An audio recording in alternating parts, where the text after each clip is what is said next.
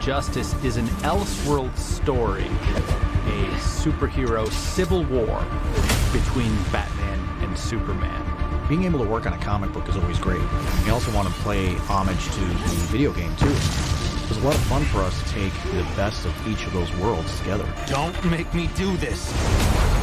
I wanted to bring in the element of heart to see if I could divide everyone evenly, where you wouldn't know who the good side is. Superman becoming something that is way more dangerous and much darker, actually, than what we're used to seeing. It's over. I had to ask, do I want to be the guy that makes this film and does this to one of my favorite characters? You know, Batman is great, but now and forever, I will always be Team Superman.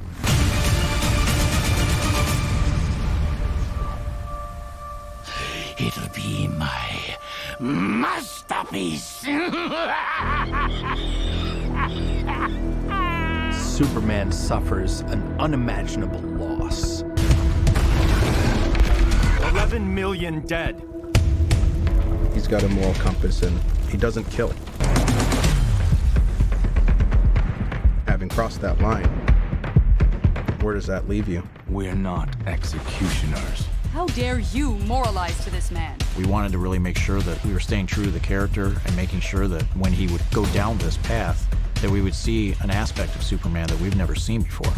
You'll throw away everything the Justice League stands for. We were wrong. Someone took everything from you, didn't they? And look at what you became. Joker knows that Superman is well nigh indestructible, so he goes after a softer target. His heart. What do you think he'll become? There's a little bit of fortuitousness to the Joker's plan in that there's another element to it that isn't usually there. I'm pulling the best joke ever. Playing the Joker, there's a level of not just insanity, but joy and playfulness. The Joker has just taken literally everything from him. There's no sense in letting him live any longer. I think it catches everyone by surprise what kind of action Superman has to get engaged in to essentially cancel the Joker out from doing any more. Now that's a punchline. I just saw Act 1 of Injustice, and I need to go on the record that I am not Team Superman. I am Team Batman. You're better than that. You have to be, or the consequences could be fatal. That is the start of the schism between two superhero best friends. Your parents were murdered, Bruce. They couldn't be there for you. What's your excuse? There's that moment where you're like, yeah, but then you have to deal with the repercussions. How many times did he escape to kill again? Do you even care? I care, but the law must be followed. Superman decides, I'm not going to let the strong oppress the weak. I'm taking their free will away from them. It gives you the opportunity to explore ideologically how far apart they get. We can't decide who dies. One death. It always starts with one. I came here to make peace.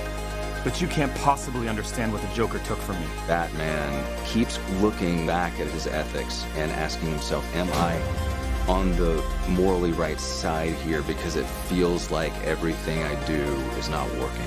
And it's really interesting to actually see the two of them now on opposite sides and actually see how each of them are going to react to the world of injustice. The Republic of North Korea is no longer a nuclear power. If you go on the battlefield with this Wonder Woman, she will kill you. She almost plays the role of the devil on his shoulder. I just want to keep people safe. If anyone can, it's you. This is something more personal, that she wanted to actually be more of a support to him. That support ends up distorting her morality. She ends up kind of following Superman down a path that she never thought he would ever go to. I have to be strong, like you said. We know Harley Quinn. We know she's a villain. We know she's out of her mind and everything. And that's what we're used to seeing and stuff. But again, we got a different world now. Arrow Cave is a stupid name, though. How about we play the quiet game? It's fun to actually see her personality play out with another character from the DC universe. Why not call it the Quiver? That's actually much better. How did I not? If you take Superman and turn him into a symbol of oppression, you can then take Harley and flip her around and make her someone who's fighting for freedom. Harley, what are you doing here? I locked you in the safe room. She's always an interesting character. She's a loose cannon. She's the perfect anti-hero. I decided to be a hero and help you stop Superman. I'd do a whole movie with them. 'Cause I'm a hero now.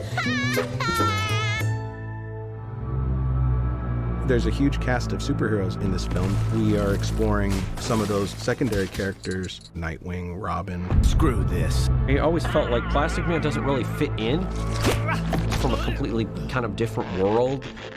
Ernie Found, which is a completely different era of the Injustice comics, was this great run of what Plastic Man is capable of. It's great to see a character who is intrinsically silly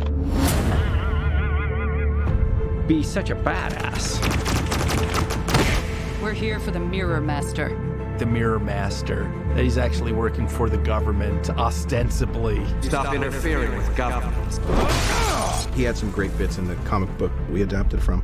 It's going to be a shocker to people to see all the superheroes in this very, very deep tone of a script. They're exactly where you said they would be. Having a different actor cast in the role really brings out a different dynamic and a different personality of these characters. It's okay.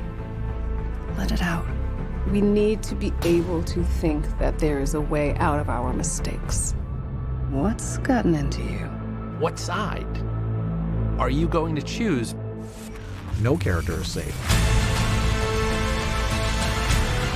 Superman finds himself in a position that he hasn't been in before, being opposed to a lot of the people that have stood next to him, possibly treating them as criminals. Is he even good anymore? Superman can make a perfect world. The Justice League cannot be the world's police force.